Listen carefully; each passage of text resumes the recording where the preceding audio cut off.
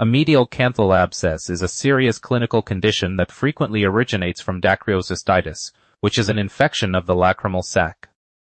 When this infection becomes acute, it can lead to the formation of a localized, painful, and erythematous swelling in the region between the inner corner of the eye and the bridge of the nose.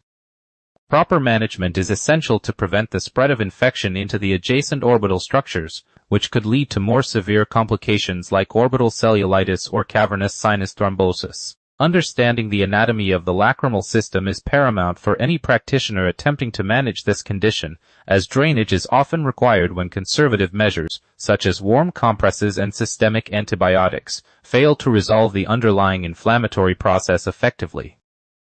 The procedure for draining a medial canthal abscess involves a precise, carefully executed incision that allows for the evacuation of purulent material while preserving aesthetic outcomes.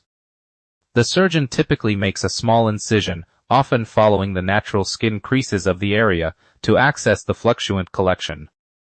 Once the abscess is reached, the contents are gently expressed, and samples may be collected for microbiological culture and sensitivity testing to guide subsequent antibiotic choices. Thorough irrigation of the cavity with sterile saline is performed to ensure all necrotic debris is removed.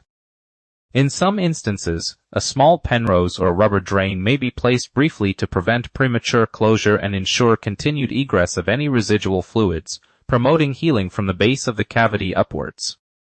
Following the drainage procedure, diligent postoperative care is vital to monitor for signs of secondary infection and to ensure the site heals properly without complications. Patients must be prescribed appropriate systemic antibiotics to cover common pathogens associated with dacryocystitis, such as Staphylococcus species.